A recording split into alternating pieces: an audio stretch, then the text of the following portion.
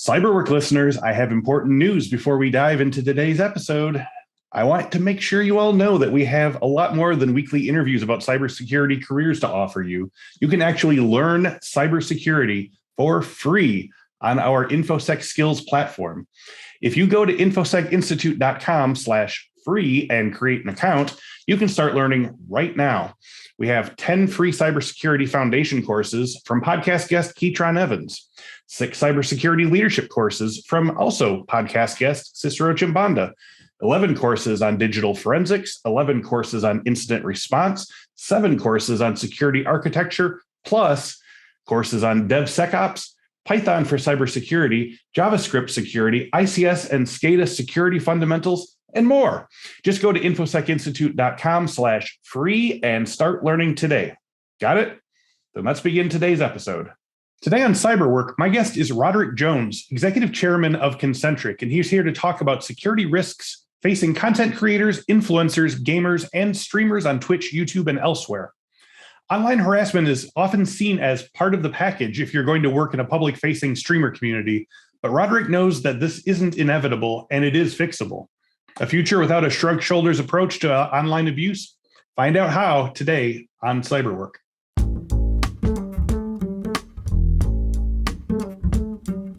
Welcome to this week's episode of the Cyberwork with Infosec podcast. Each week we talk with a different industry thought leader about cybersecurity trends, the way those trends affect the work of Infosec professionals, and offer tips for breaking in or moving up the ladder in the cybersecurity industry.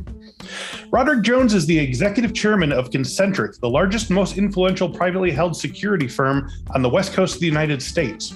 He began his career with Scotland Yard's special branch focused on international terrorism and the close protection of a prominent British cabinet member.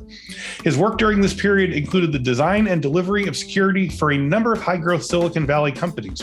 In 2016, Roderick also co-founded and became the initial CEO of Rubica Inc., a cybersecurity company providing advanced protection to individuals through the provision of localized network security.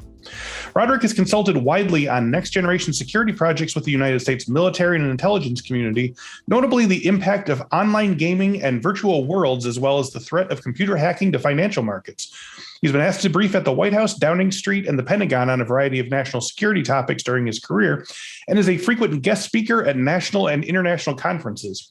Roderick has a master's degree in history from the University of Cambridge and spends his time helping run a community soccer team in San Francisco. So if you've ever watched a Twitch stream or a YouTube Let's Play video, especially live, you've probably noted or maybe even taken part in the ongoing chat bar that's happening. If you watch it, a cursory scan of the onrush of comments is a study in tone contrast. Maybe 8 people are saying, "This is great, you rule," or "I can never complete this level. So excited right now," ranging to, "Why are you so bad at this game?" And then sometimes it's even worse. Online gamers, content creators, streamers all deal with massive sensory input from quote unquote fans, ranging from ebullient praise to hostility and even harassment and death threats. So we're going to talk about all this, including the security measures for live streamers and content creators and the psychological component of being so accessible to your audience. Roderick, thank you for your time today. Welcome to Cyberwork. Great to be here. Thank you.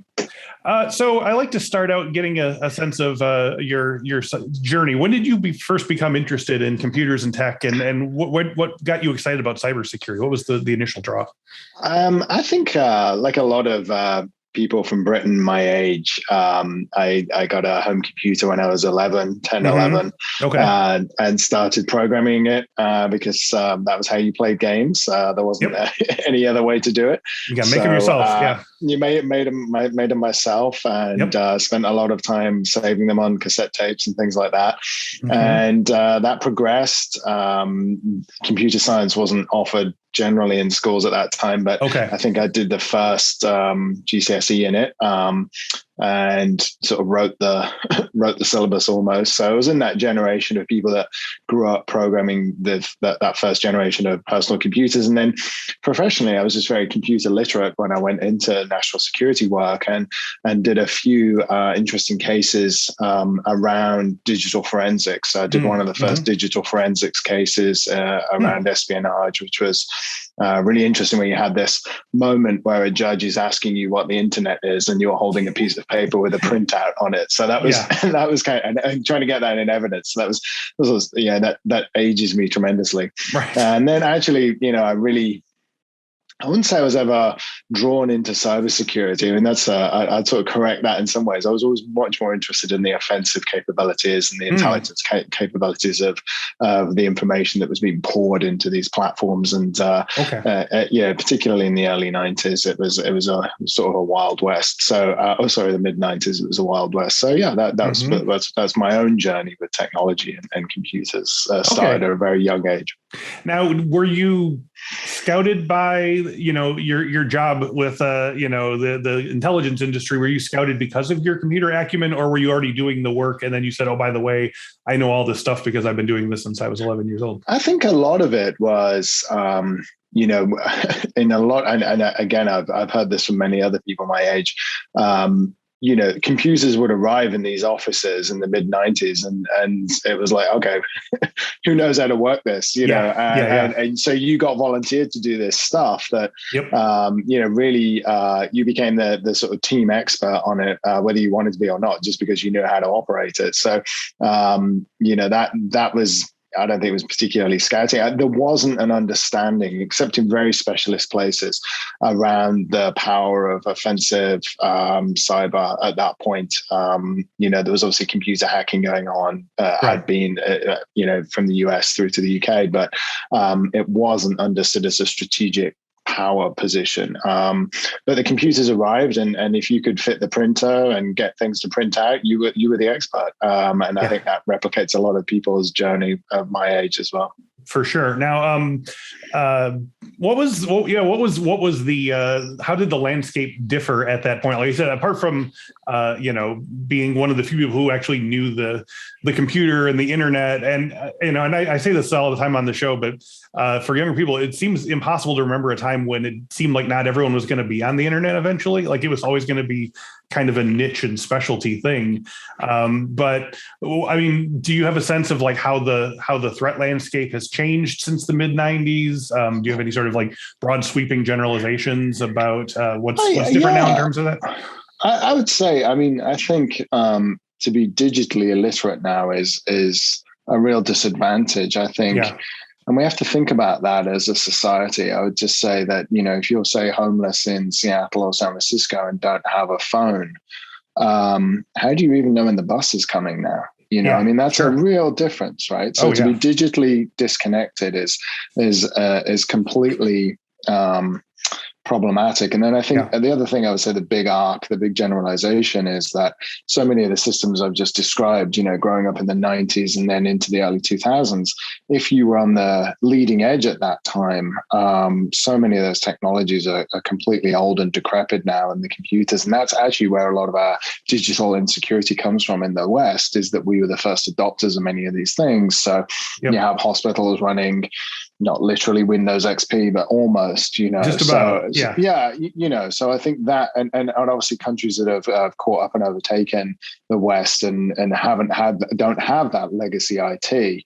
I think that's a big arc. I think that we don't truly understand, especially with SCADA systems and things like that. They've been in there such a long time that the vulnerabilities are quite intense, I think, in those systems. And that covers such a swath of different areas, from infrastructure to government to local municipalities to healthcare to finance. And once you start going down that road, you get vertigo very quickly. So, Absolutely. So your career arc is pretty interesting. As we said, it started in security intelligence, both in the US and the UK, into your role at Rubica Inc., which provided high-level security solutions for individuals, as well, of course, as your work with Concentric. So what was the impetus from moving from an intelligence counterterrorism frame into a private sector cybersecurity area?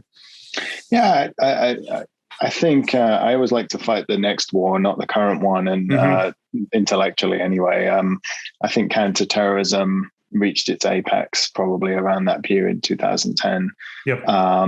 The sophistication of international terrorist groups had certainly been defeated, I would argue, a long time, at least 10 years ago. And sadly, in the West, we've continued to sort of, spend a lot of resources on terrorism that I don't think it necessarily warrants. But for myself, I actually gave a talk at Sundance Film Festival, and it was a sort of a provocative statement I was thinking about. And I actually asked what would the Second Amendment look like in cyberspace? And I was very interested. I mean, America is a country of individual rights and focuses tremendously on the individual. So, how the Second Amendment came about, it's a British thing that got translated into America, as we know, and it was around essentially it's an Enlightenment idea that if we give you individual rights but no means to protect them, we've essentially given you nothing. The sort of Enlightenment philosophers understood that. And what is a right? Well, it's a custom that then becomes ingrained in law and all those kinds of things. And I just reflected on the fact that we'd been given so much in the digital space, but very little means to defend ourselves. And so I sort of gave that speech and then sort of left the festival thinking, gosh, I should probably try and do something about this and maybe build a company to provide some kind of defense in the digital space. Now, I would say that the thing that I probably got wrong about that was cybersecurity for individuals is a really nuanced topic, and I think it was privacy really that people were worried about losing as much as the individual hacks onto people didn't really emerge in the way that I'd kind of anticipated. Whereas, of course, the breaches of privacy and the breaches of whether knowingly or unknowingly losing your data through privacy issues, I think is the thing that's exploded rather than sort of the offensive hacking of your personal computer, but which is still an issue in some areas, but not as pervasive as I'd anticipated. But that was where that journey began. I just became very interested in the fusion of the physical and the digital, something I'm still fascinated by, actually. That was where that company, it came from, that idea and that speech. So to that end, can you tell me about your day-to-day work as the executive chairman of Concentric? What are some tasks that regularly occupy your day, or, and also what are some jobs or tasks that you enjoyed doing but had to put away when you sort of moved up the ranks of the company?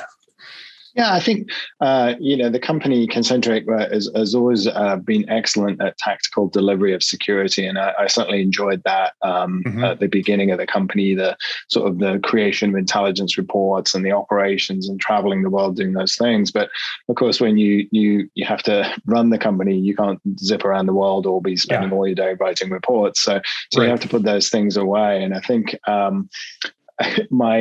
the CEO of Concentric, he would smile when I said that because it's one of his mantras. But what I spend a lot of time on is thinking about relationships and actually the very human connections the company has, and really trying to think about the future. And if you're not, we're living in such a fluid environment right now, both politically and socially and technologically, that if you're not wondering and thinking about how to stay relevant in that space, and somebody's not doing that for the company, then you're going to have some real problems if you're in the market. And of course, we're in the market. So that's what I spend a lot of my time on is what do we build? How do we position ourselves? How do we provide solutions to keep our clients safe? And that has moved tremendously over the past 2 or 3 years from where it was.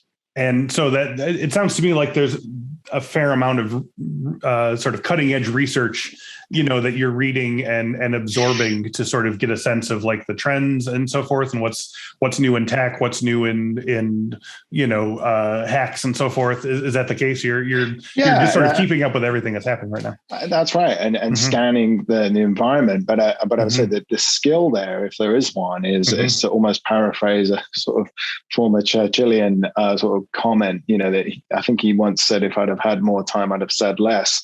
Yes, and I think with the array of things going on there, like to distill it and to make it make sense for a business and for a security business, you have to you're constantly asking to simplify. Facial recognition's a good example of that. It's a huge topic on both sides, privacy concerns, but it obviously has tremendous benefit on security surveillance, how you play in that space, and the transformational capabilities of that are tremendous. But simplifying it and making it a product or even something that we could use it takes quite a bit of time and effort to get right through policy and law and technology.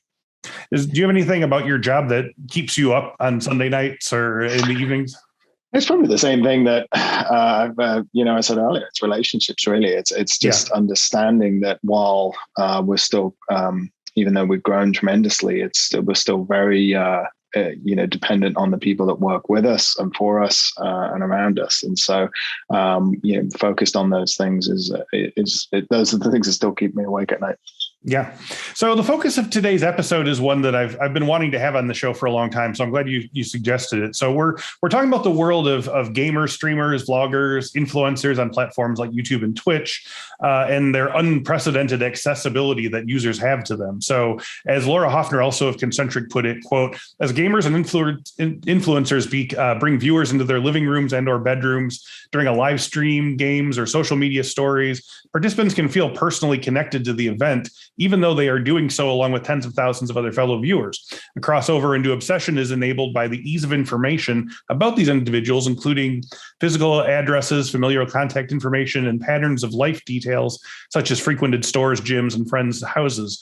So furthermore, the face-to-face accessibility that live chat affords means that both effusive praise and also abuse and even death threats are allowed to flow uninterrupted into the creator's personal space. So Hoffner continues, unfortunately, the influencer industry is lagging behind on not only acknowledging the security threat posed by their unique accessibility, but also dealing with stigma and technology limitations that prevent adequate holistic response options for the virtual threats that are directly turning into physical violence. So this is a huge topic. Can we start by talking about some of the main red flags that you've seen around this topic so far? Maybe some noteworthy cases or stories showing the way that this unusual access to people has turned bad?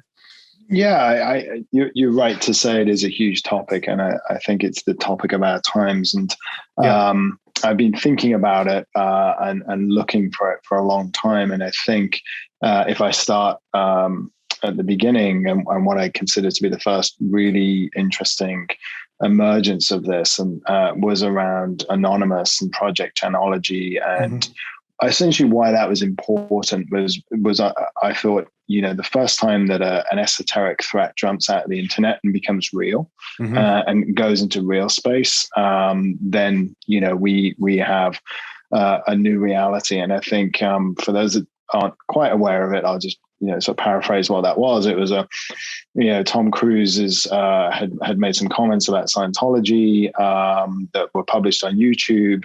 Anonymous got involved after YouTube pulled it down under request from the Scientology community to essentially, complain about free speech and all the rest of it. And then so this anonymous movement began around that.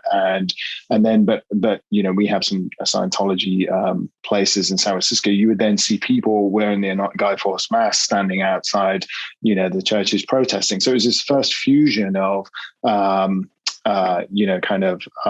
physical meeting digital. So it jumped out the internet. And actually we worked with YouTube at the time because they then had actual physical direct threats to YouTube.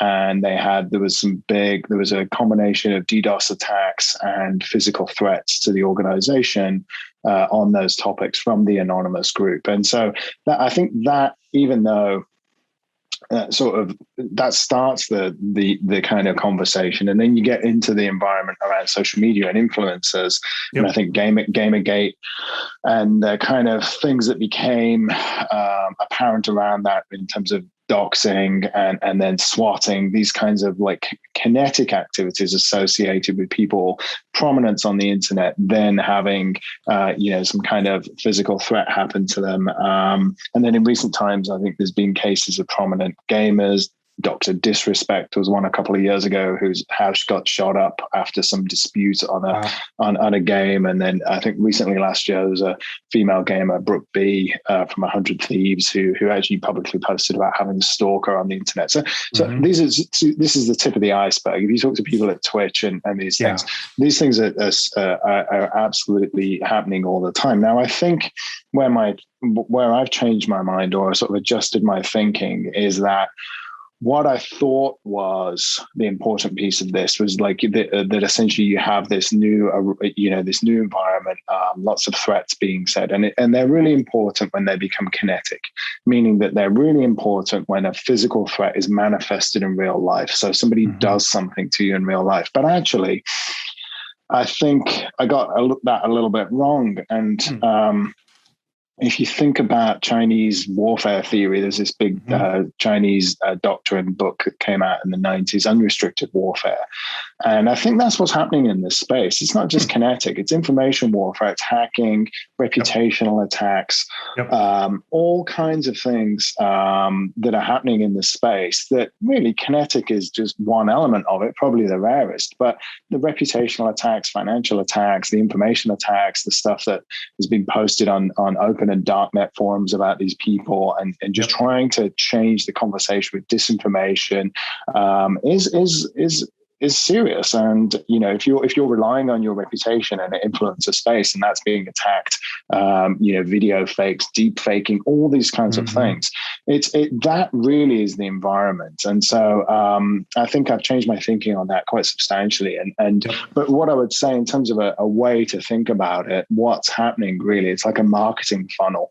The more people you influence, of course, that group is large, and then the more negativity that's in that pipeline. So if a theory develops about you being a bad person, for example, if 100,000 people believe it, 10,000 people might do something about it online, and then you get down this funnel. It's a classic marketing funnel, and then potentially at the bottom of the funnel you'll have like 5 or 10 people actually do something very negative, but either in an information space or a physical space. So I think that's how I see this now, and I think it's that creation of these massive marketing funnels of threat that has changed the environment. So that's how I would visualize it and think about it right now. That's great. So, it's not great, but it's a great way of thinking of it. So thank you. But before we delve too far into the security implications, I want to talk about another point brought up before the show, and this relates to what you're saying here, but is one that, just by pure me watching these things, I've seen in it. Laura Hoffman said, again, quote, "Desensitization is expected from influencers when negative comments and responses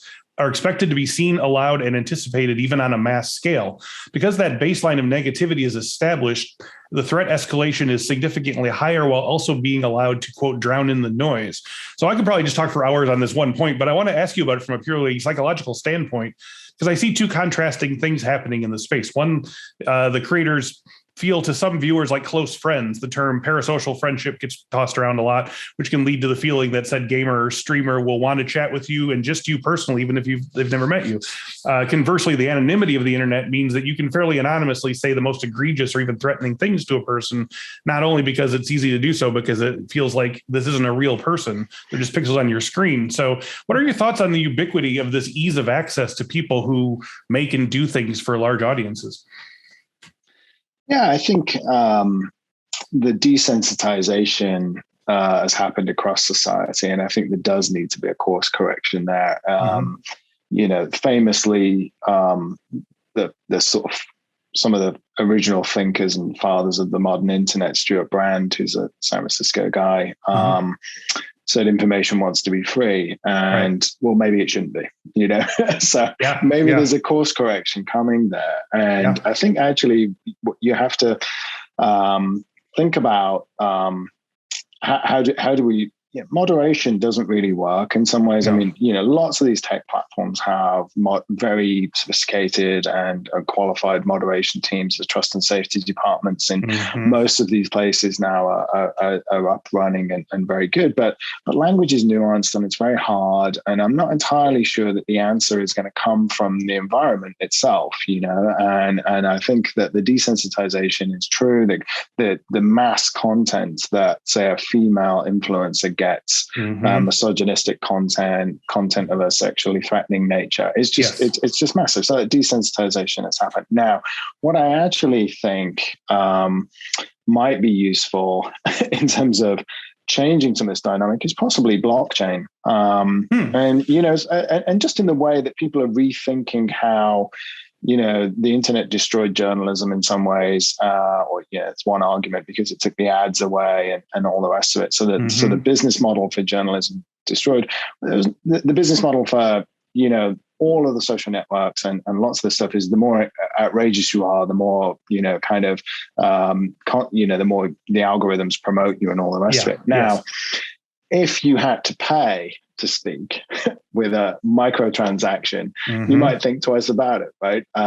It's just I don't know if that's a total answer to this, but I know that Twitter just introduced or just announced it was introducing a big blockchain initiative to look at some of these kinds of issues, because they know that people do hide behind it's not even anonymity in some cases. It's just the fact that the consequences aren't directly in their face. That adding some extra steps and adding some, well, actually you have to pay to say that kind of thing in some way might be an interesting solution to this. So anyway, I think there's some interesting people working on some interesting stuff. There's a new department at the Media Lab at MIT looking for public discourse systems that can be more, less vitriolic. So, there's lots going on there, but I think the desensitization is something that we shouldn't accept as it's gone now. We should try and introduce some controls back into language and speech on the internet. Yeah. And also the other part of that is that desensitization isn't always happening. Like, I think we forget that a lot of content creators, like you, if you're an author, you have to be on Twitter. Like, it's your publisher is going to tell you to do it. If you're a blogger, if you're this or that, absolutely, you have to be in the social sphere. And because of the way the social sphere works, you have to be sort of, unless you like hire someone to like handle your social media accounts, and like that can wear down even the most thick-skinned people. So, related to what you were saying before, do you think this sort of necessary accessibility is just business as usual from now on, or will there be some sort of course correct in the future where we're like, I can't believe like everyone was accessible to everyone for these couple of years? I think it's the norm now. I think it will continue to be as well. There's obviously a democratizing element of this as well, that is very powerful and I think very useful. So I don't think we'll look back, and I don't think it will change. I think part of it is because we're operating in these very fluid environments right now. This year, particularly, I think it's been very culturally fluid. Lots of people leaving jobs, starting new jobs, pandemic, things like that. And so the conversations are necessary in many ways. And I think people do look to influencers, for want of a better description, or just people in their community, and the idea of community now has exploded globally. You might have more in common with someone in another country that follows a sport that you follow than someone that lives down the street. So I don't think we'll change the way we do things, but I do think, as ever with technology, policy, law, and all the rest of it needs to catch up to what we've created. And it's I don't think too many people would disagree with that. So that leads nicely into what I wanted to ask you about next. And point made was that virtual attacks are below the threshold of concern, and no direct correlation is anticipated to evolve into a physical threat, regardless of the data proving otherwise. So when physical threats do occur, there's limited recourse that influencers can take. So let's start talking about what needs to be changed. If you were given a magic gavel or the key to the internet or whatever, what changes would you make in the way that these types of streamer creator platforms are run in terms of feedback, accessibility, et cetera, to reduce the amount of harm that can be volleyed at these types of creators? Is there a way of making this safer while still retaining the accessibility? You mentioned blockchain and you mentioned like micropayments for comments and things. Do you, from a purely security perspective, do you have any other sort of things that you would like to see happen either at a legal level or procedural level? Yeah, I think, again, we haven't, I actually think there are some technological innovations, obviously mentioned blockchain, that might be interesting in the future, but frankly,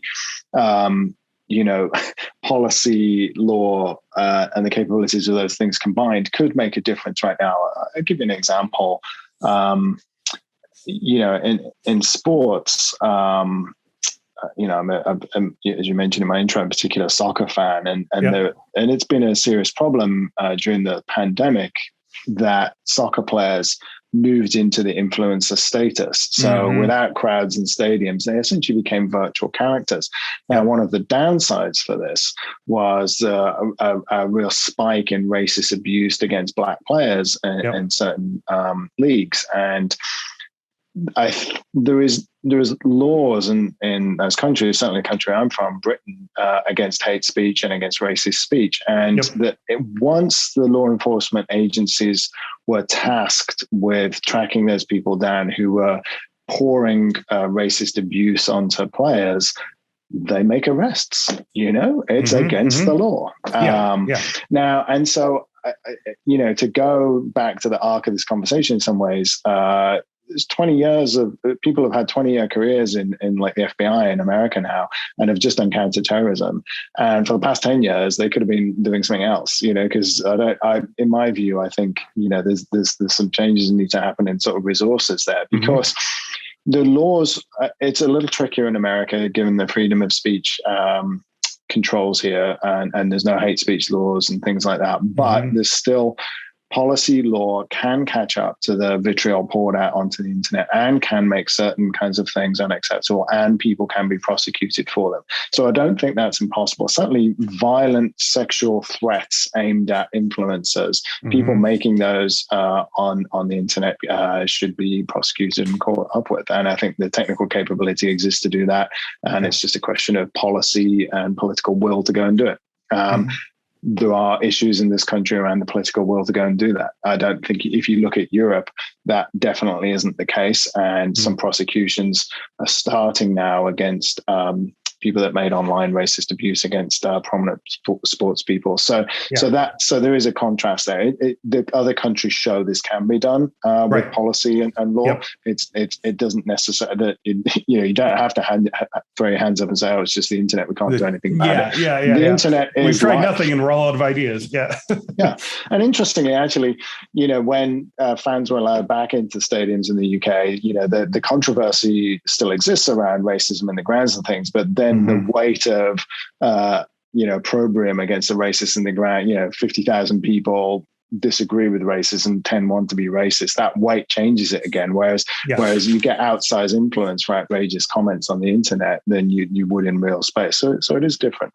Yeah. Now, I know one thing I've seen on Twitch and other places is auto censoring of words that could potentially be used as threatening or even just spicy words like simp or incel. This suggests that in the absence of a larger solutions, that the industry is taking a sort of AI approach where certain keywords that look like lead ups to abuse are hidden, though it has to be said that if the rest of the message is threatening or insulting, you're probably going to be able to figure it out with context clues anyway. So do you think there's any sort of AI sort of based solution in this realm, or does the problem really need to be attacked from a different direction? I think the problem with AI in this space particularly is that language is very, very contextual. And if you spend any time in any kind of dark web forum, terrorist forum, hacker forum, soccer forum, frankly, the language of those groups becomes quite esoteric and hard to follow, because there's lots of in-gags, it's lots very of jokes, coded, lots of coded referential. And that's not necessarily like some kind of obscure terrorist technique. Go and try and talk to some people from Birmingham, where I'm from, about my local football club. You wouldn't understand half of it. It's just what happens when humans get together and they create trust networks, is that they create language that go along with those networks. So the AI, I'm not saying, obviously, advances in AI, there are some probably advances you could make, but I don't think it's a near-term solution. The context and setting of how you say something is, I'm going to kill you. Now, that could be said in a jokey way, ironic way, all kinds of ways. And one of those ways is menacing, but 20 of the other versions of it aren't, and that's often the challenge on the internet or on it with digital media, is that you just see the text, I'm going to kill you, and out of context of what was going on in that stream, or, is it game related? What is it related to? Often you just see the snippet and it's very difficult to relate to it. So I think near term, it's not. I think it's still human analysis is required, and it's no accident that Facebook, or Meta as we're now calling it, has hundreds of content moderation humans looking at this stuff rather than an AI system. If they could, they would have put one in because it's more cost effective, but they clearly can't.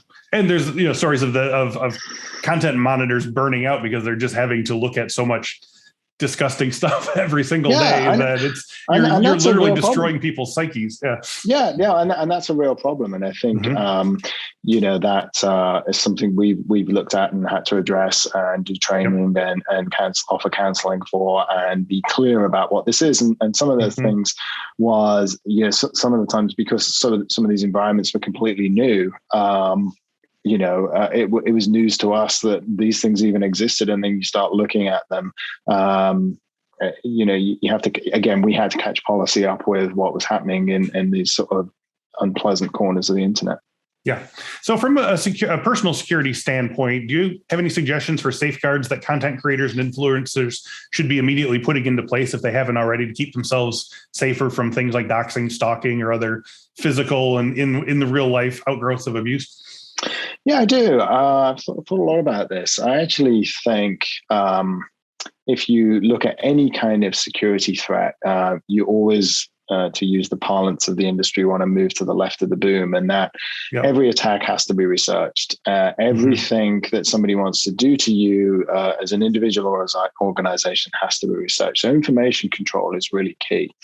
And around influencers, they really need to think very seriously about privacy controls and removing their personal data from the internet as much as they can. Concentric has built a sort of industry-leading service for this. And what we do in that space is identify what's out there, remove it, and then best we can confuse the algorithms going after that data and meshing it all back together again. So we have quite a sophisticated program in that to protect people's privacy, because frankly, that's the first line of defense. I think after that, you should look at your personal network security, your personal cybersecurity. These are not to be taken lightly. Obviously, how you set up your compute environments just at the network level is important. There's some good services that we recommend and we put in around network security. You don't want to be hacked.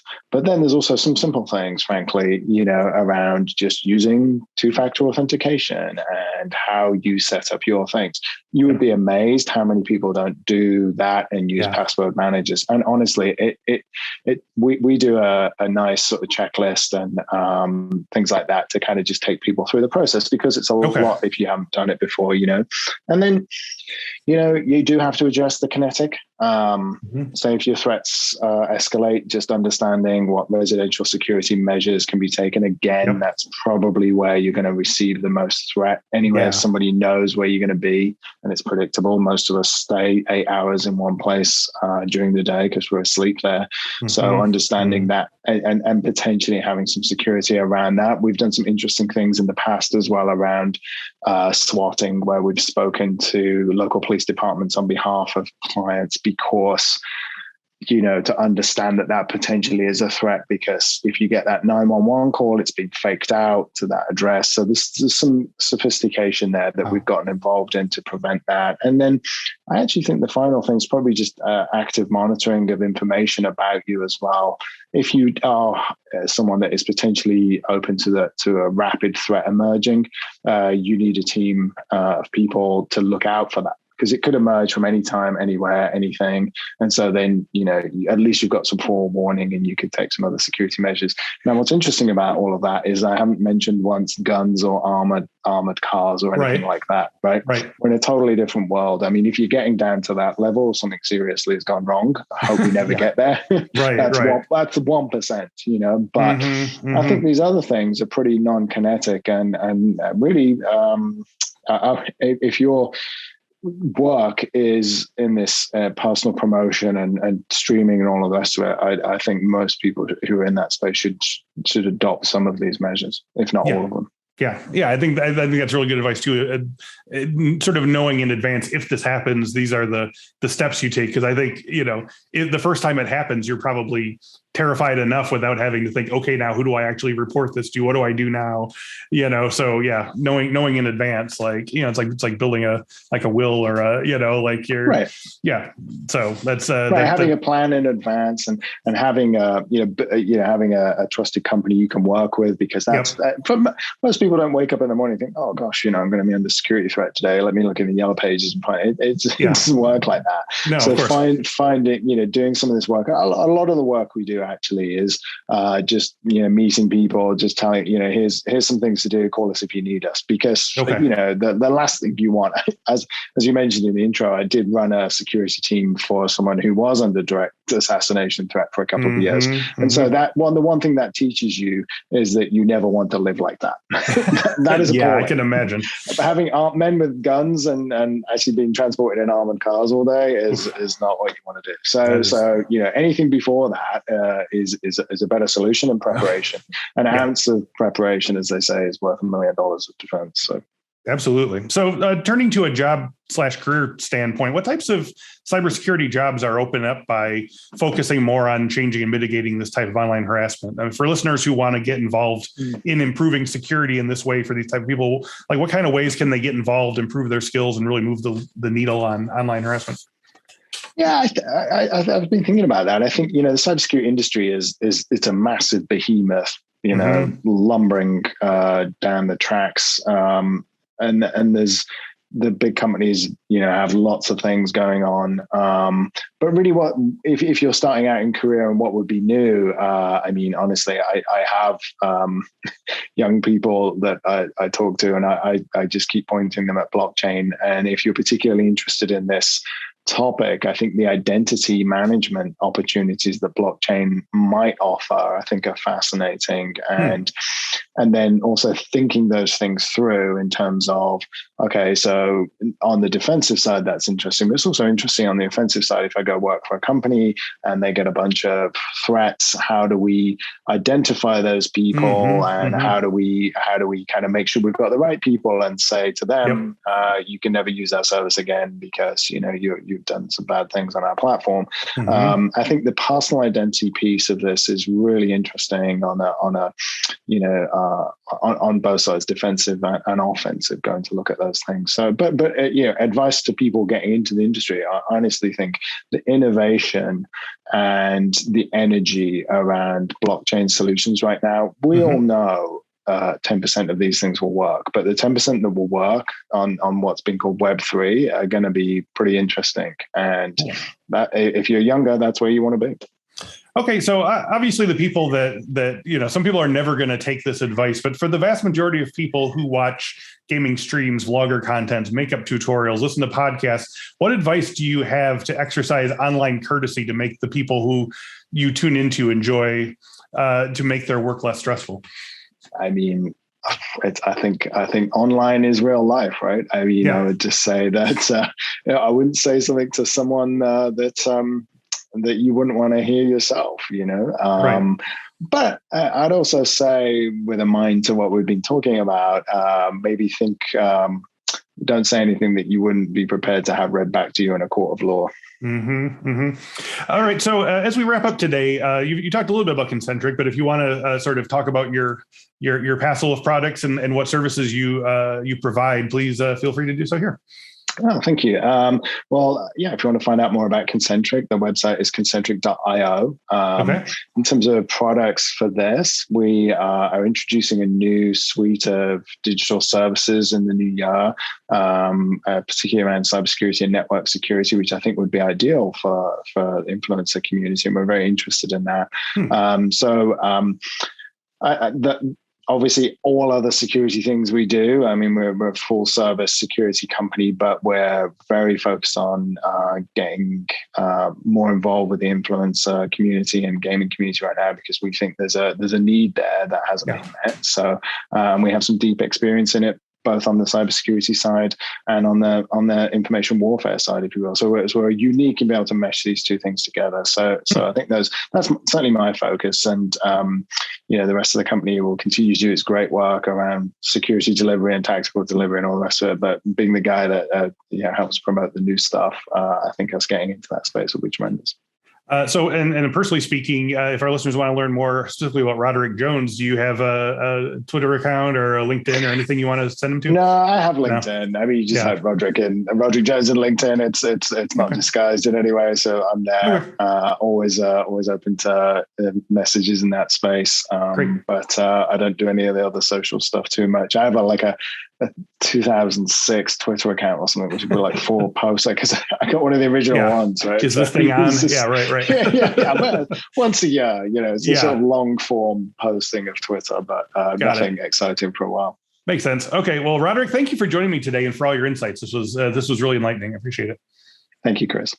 And as always, thank you to everyone listening to and supporting the show. New episodes of the Cyberwork podcast are available every Monday at 1 p.m. Central, both on video at our YouTube page and on audio wherever fine podcasts are downloaded. I'm excited to announce that our Infosec Skills platform will be releasing a new challenge every month with 3 hands-on labs to put your cyber skills to the test. Each month, you'll build new skills ranging from secure coding to penetration testing to advanced persistent threats and everything in between. Plus, we're giving away $1,000 worth of prizes each month. Just go to infosecinstitute.com/challenge and get started right now. Thank you once again to Roderick Jones and Concentric, and thank you all for watching and listening. We'll speak to you next week.